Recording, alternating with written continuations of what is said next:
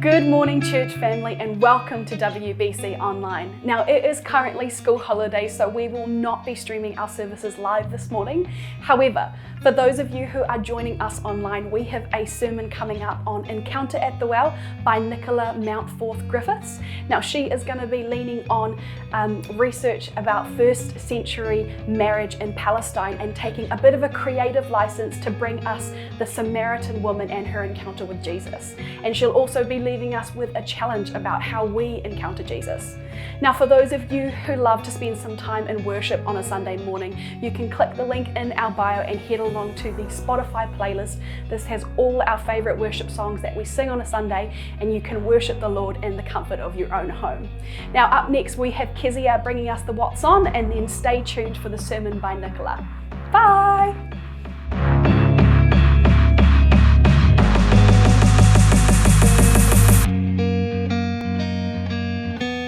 Kia ora church whānau, my name's Kezia, I'm a young adult chair and I work at Coast Youth Community Trust, and I'm here to bring you the What's On video. Reminder, we have no 5:30 service tonight or during the school holidays, but we'll be back in term time. We have Alpha running again, starting on the 14th of October. This is an 11-week course that you can bring your friends along to have some facilitated conversations around God and faith. It's here at 7 p.m. in the church building. If you're interested, contact Mike Pascoe. Coming up on the 16th and 23rd of October, we have School of Connection 2.0. This is ran by Adam and is a space that sets out to deepen our intimate relationship with Jesus. If you're keen, check out the WBC News for more information. On Sunday 13th of October, we have our WBC Community Service Day, where we will be doing some gardening and baking to bless Whangaparoa College and its staff. I'm a 24/7 youth worker in Whangaparoa College, and I think it's an amazing opportunity to build deeper relationships with the school. We will start the morning gathering for worship here in the auditorium at 9:45 a.m. as usual. Here's what you can do to prepare. If you plan to muck in with a garden, come dressed in old clothes, bring your gloves, your shovels, spades and rakes. We need people willing to bake biscuits at home ahead of time and to bring them along to church on the day. If you are happy to bake biscuits, please contact Wendy at wbc.org.nz and let her know how many you are making. You can even bake these now and pop them in the freezer, ready to be pulled out on the day. Up at the church, we'll be packaging individual packets of biscuits and writing messages for the 160 staff. Afterwards, our team of biscuit packers will head over to the school, set the staff room up with the biscuits and join up with the 12:30 p.m. barbecue. Now there's going to be something for the whole family to get involved in. The car park will be blocked off, so bring along your kids' bikes and scooters, and after they've had enough of helping out, they can zoom around the car park with their friends. Even if you aren't very mobile, we'd love to have you join us. We're finishing off the morning with a barbecue lunch for our whole church family, sausages and bread, and yes, we need some volunteers to be on the barbecue too. Contact Adam at wbc.org.nz. And Steve, the principal, is going to give us a couple of things we can pray about. This is a wonderful way for us to be the church together and bless Whangaparoa College for the incredible work they do in investing in the lives of young people in our community. Put October 13th in your diaries. We look forward to seeing you there. That's all from me. Have a wonderful Sunday. Bye.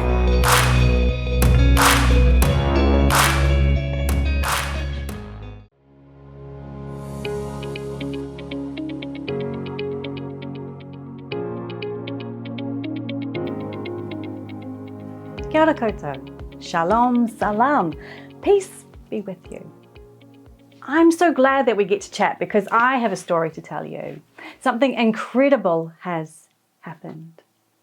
So let me start from the beginning. Now, one ordinary Tuesday, maybe 4 years ago, I got up early, fed the animals, was looking after my grandchildren. They're quite a handful. As I remember, they were climbing up the walls that day, but I do love them so.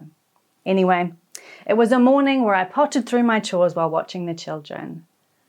But that day it took me a while longer to make the bread because the kids had so much energy. But anyway, I got the spices all ground up, ready for the midday meal, and my daughter arrived.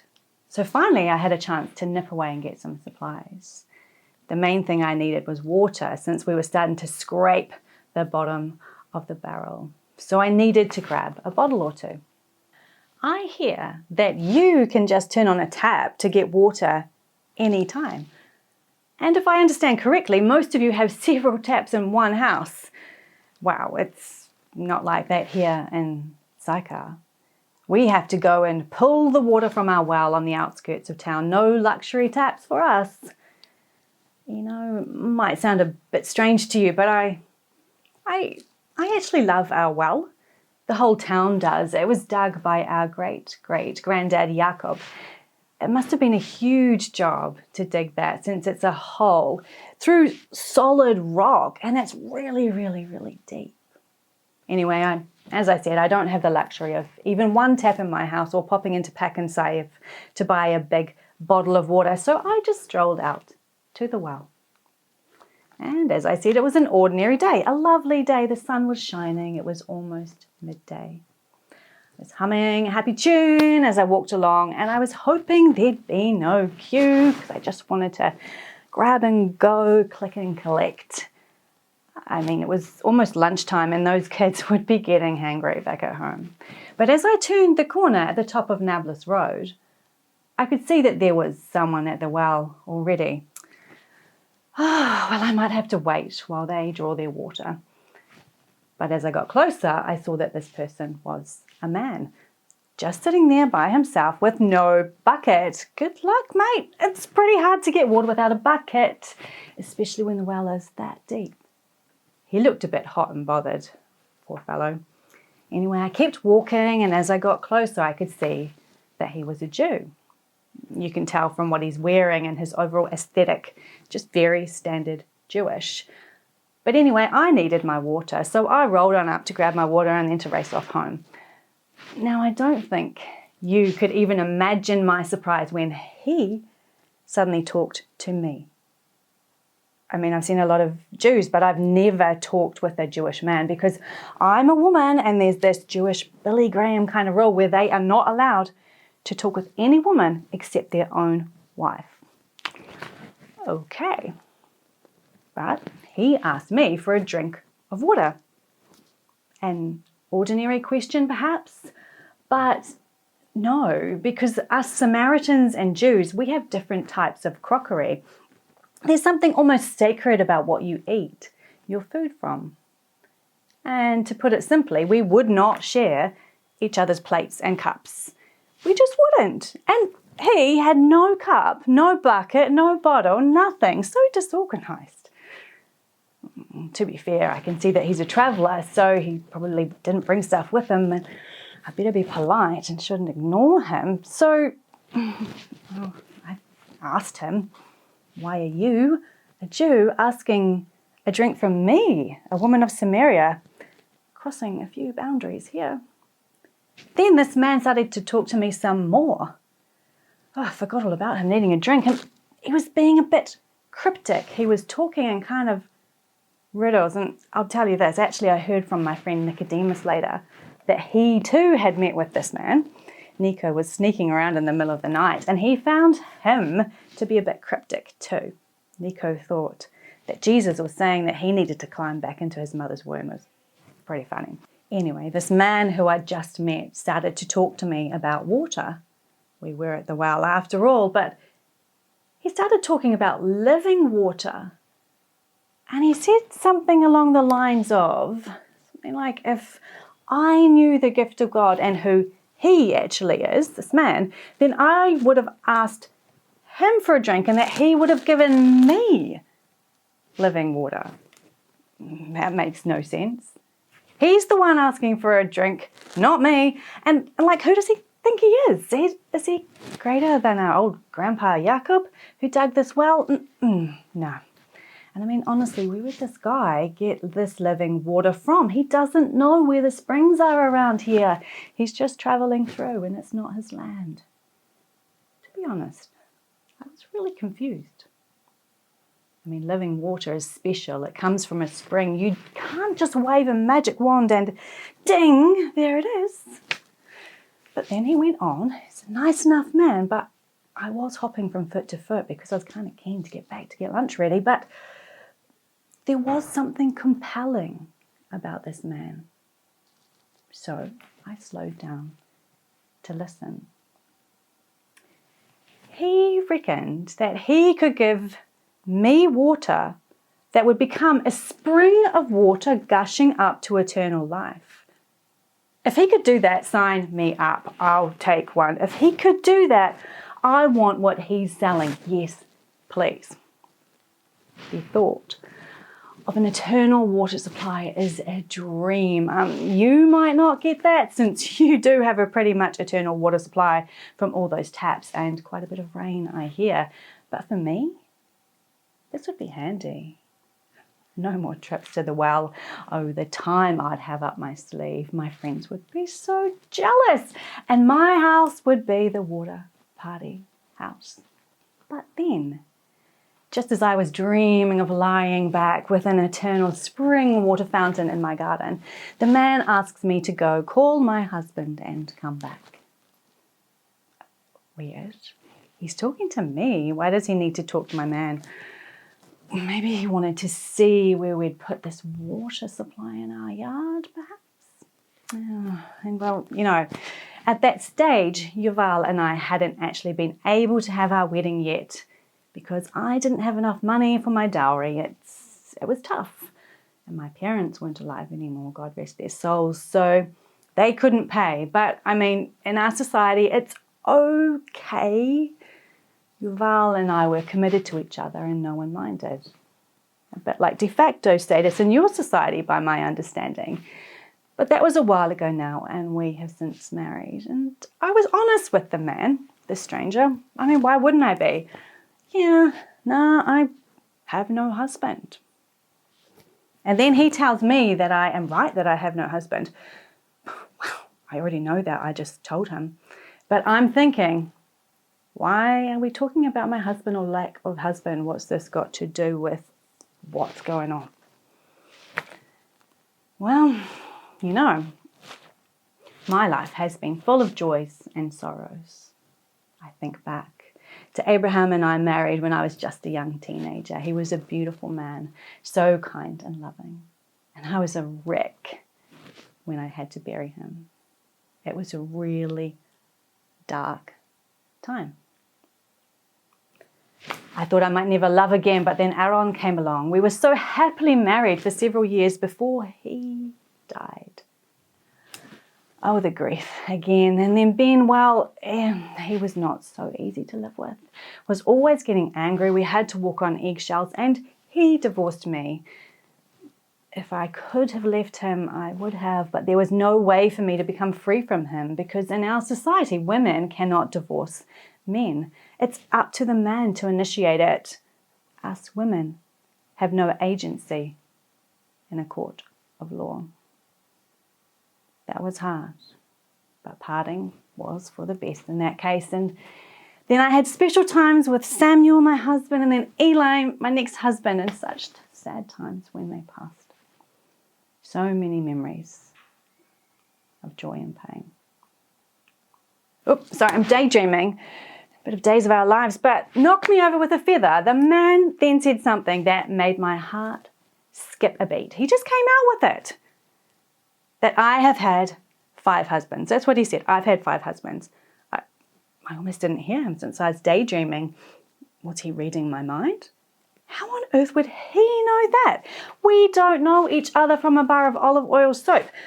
And 5 husbands is really specific info. He can't have been chatting with someone in the town. He's a stranger around here. How did he know? This man was compelling. He was intriguing. He was insightful. And he knows my story.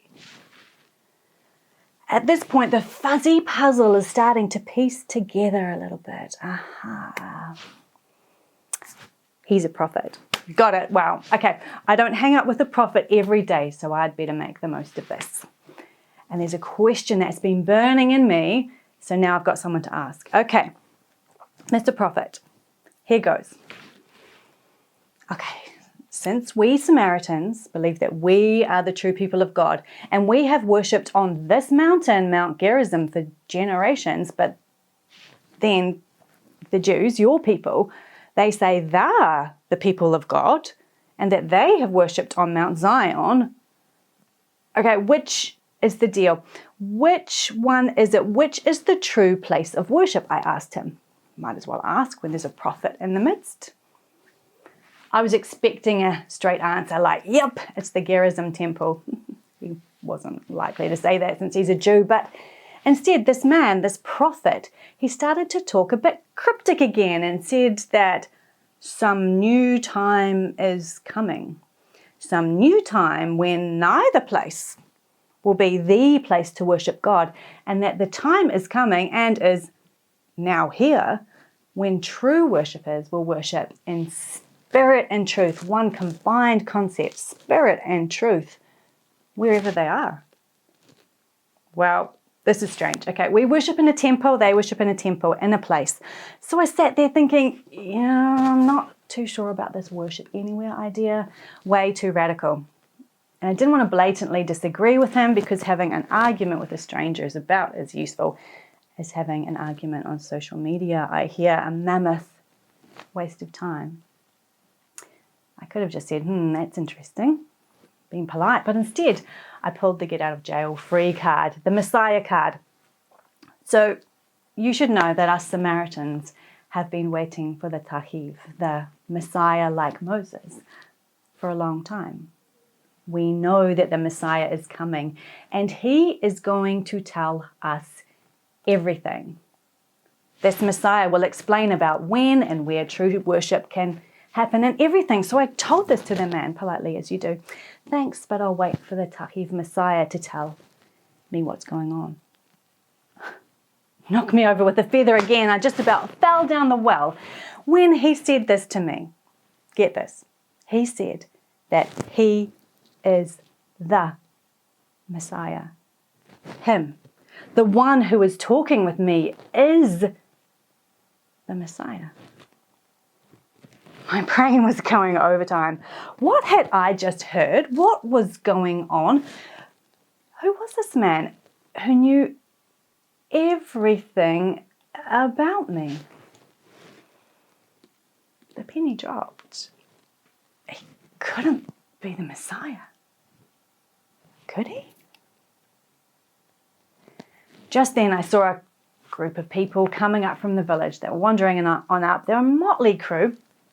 Fishermen looking like fish out of water, wandering through inland Samaria, and an accountant, I think. And there were some women who I've ended up becoming great friends with, especially Joanna. And fun fact, do you know that these women pay for the whole crew as they go around? They pay for all the stuff. Anyway, the group must have just been, I think, to probably look like they've been to Ash's Sandwich Shack in downtown. Looked like they've bought some falafel and kanafa. Hopefully they had some pomegranate juice, I was thinking, because this prophet is still thirsty. But these men over here, they look super stressed to see Jesus talking to me because I'm a woman. Anyway, they were coming up and I was just bursting to tell my friends about this man that I had met, this prophet, this Messiah. So I took off and powered it back to town. You should have seen me fly. I was yelling, wouldn't you? Come and see. Come and see. Come and see a man who told me everything I have ever done. I was excited out of my mind, and my excitement was clearly contagious because my friends and whānau dropped their dinners and left their homes. We hitched up our skirts and started running back to the well. They were coming to see. We got there to Jesus and his crew, and my friends, my whānau, wow, it didn't take them long to know that Jesus is the Messiah, that Jesus is the one, this man is the one we have been waiting for. And we're almost at the end of the story. I know it's long, hang in there, but when the scriptures were finally written down, this was the longest story of anyone talking with Jesus, so hang in there. But Jesus and his friends, The whole crew came and stayed at our houses for another couple of days. We billeted them and we drew straws over who would get to have Jesus stay over. Those were amazing times. We laughed together, we cried together. They told us stories, but the most incredible thing was just being able to sit at Jesus' feet and listen and learn.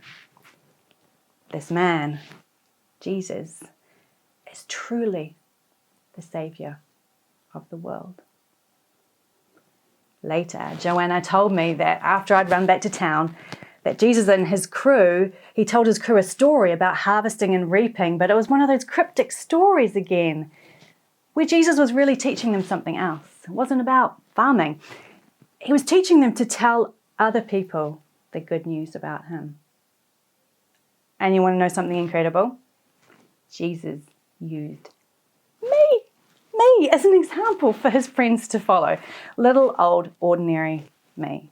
So humbling. And the good news that Jesus wants us to share just got better and better. Truly it did, although it didn't seem like good news at the time. Because just 3 years after Jesus visited us, he was crucified by the Romans, and that was agony for all of us. But he came to life again a little while later. Joanna and Mary came and told me. They were so excited, and then the puzzle pieces really came together when we realized that this gift of living water that Jesus had told me about is actually the gift of his Holy Spirit, which he gave to each of us Christ followers. It is an everlasting spring that can bring water to others around us if we share it. I'm so grateful that I went to the well that day at lunchtime. It's almost like God planned it. Encountering Jesus truly changed my life.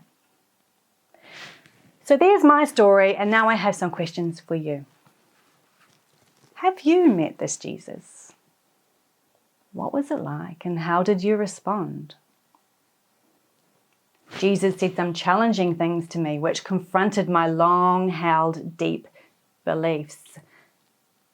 Has Jesus ever challenged any of your long-held deep beliefs? How has encountering Jesus changed your life? Have you called out to anyone to come and see and meet this Jesus? Jesus will do the work once you've put out the invite.